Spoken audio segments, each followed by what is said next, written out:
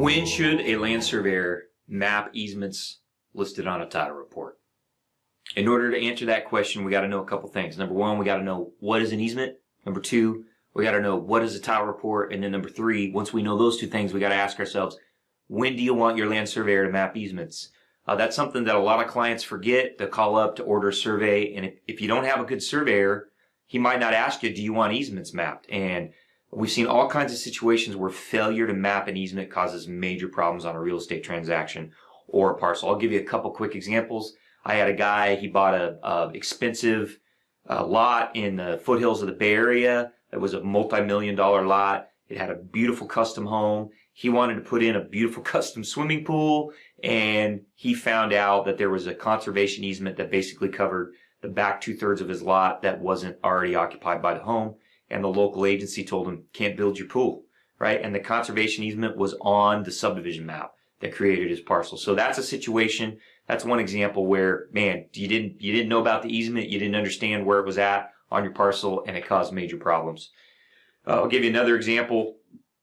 Another example is you go to do a site design. I had a project where we were designing some student housing up in Sacramento, and there was an old railroad right away running through the parcel, and we put buildings inside of that footprint. The title insurance company wouldn't insure, caused a big ruckus. We had to move the buildings outside of the railroad right away, and there was a bunch of redesign costs, and it was a huge problem. So it's really important that you understand when you need your land surveyor to map easements. It's important that your land surveyor understand when you need him to map easements. So let's start real quick with a definition. What is an easement? An easement is essentially a property right that somebody else has in your land, even though they aren't the landowner. Okay, so it could be a right to drive across your property. It could be a right to drain water onto your property. It could be a right to drill for oil and gas on your property. Those are all examples of easements. So what's a land title report, and what do land title reports have to do with easements?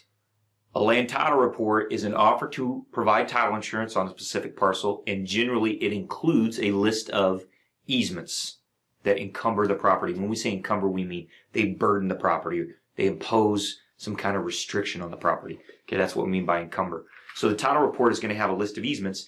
The land surveyor needs that title report so that he can figure out what easements need to be mapped.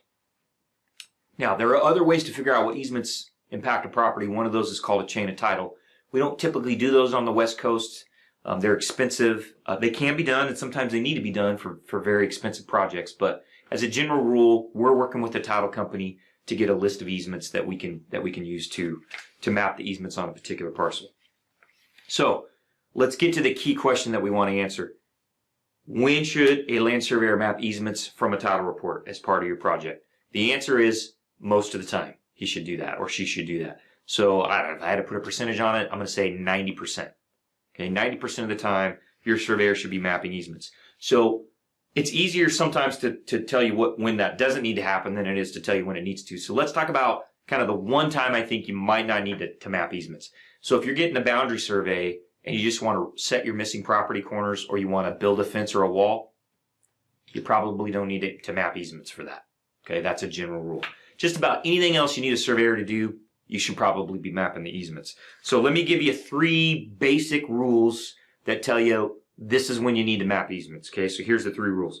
You should map easements if, number 1, you're performing due diligence as part of a real estate transaction. If your attorney is doing due diligence on a commercial real estate transaction, you need to have a surveyor mapping easements. Attorneys can't do proper due diligence if they don't know where the parcel boundary is and if they don't know where the easements are at. Number 2, you should map easements if you're planning any type of land development. If you're going to be doing a land development project, you're changing the use or the physical configuration of that site, you need to know where the easements are at. There are all kinds of court cases of people that bulldoze a site and start construction, and they find out after the fact that they're in violation of an easement, and it causes all kinds of problems. Don't be that project owner.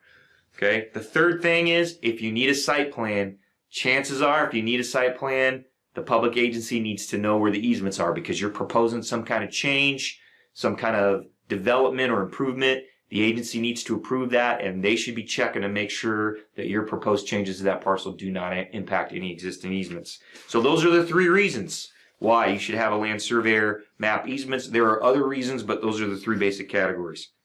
So let's wrap this video up and talk about what does a land surveyor have to do to map easements, now that you know that, okay? So I'm going to walk you through the process. It's basically 4 steps, okay? Number 1, he's got to get each easement deed. So easements are typically created by deed or on a survey map. He needs to get that document, that map or that deed, and he needs to review it and he needs to analyze it, okay? Second, if that document references any other maps or deeds, he needs to get a hold of those, okay? So this could be a multi-step chain that he's got to follow, okay? Third, he needs to look at the land description in the deed, or he needs to review the data that's presented on the map, and he needs to figure out, what do I have to do to put this easement on the ground? It's like a little mini boundary survey, okay? And then 4, he needs to figure out, are there any problems that are going to keep me from putting this easement on the ground in an accurate manner? We have way more problems with easements as a general rule than we do with fee parcels, and the reason why is people just aren't as careful with easements. So we get a lot of what we call blanket easements. I'm not going to get into detail in this video, but a blanket easement is an easement that maybe encumbers the whole parcel, or that you can't pin down. You're not sure what part of the parcel it encumbers. There's old utility easements. You know, PG&E is notorious for cruddy easements that you can't properly locate on the ground. I just did a project in Tracy, California. It was a commercial piece of property. There was a high voltage power line running through it. You can't locate the PG&E easement. Can't put it down on the ground. We know where the towers are at. We know there's a 80-foot easement, but it's really hard to locate that easement on the ground because PG&E does a crummy job of writing their easement documents. Okay, so easements have all kinds of problems. Your surveyor needs to assess those. All right, so in summary, when should a land surveyor map easements from a title report? The answer is most of the time. 90% of the time, right? Unless you're just setting property corners or rebuilding a fence or a wall, your surveyor probably needs to be mapping the easements. You can't compare proposals from 2 different survey companies on a real estate project and not understand if easements are being mapped. If one surveyor's mapping easement and the other surveyor isn't, there's going to be a big difference in cost there, and you need to know which surveyor is mapping the easements, and is that something that needs to be done.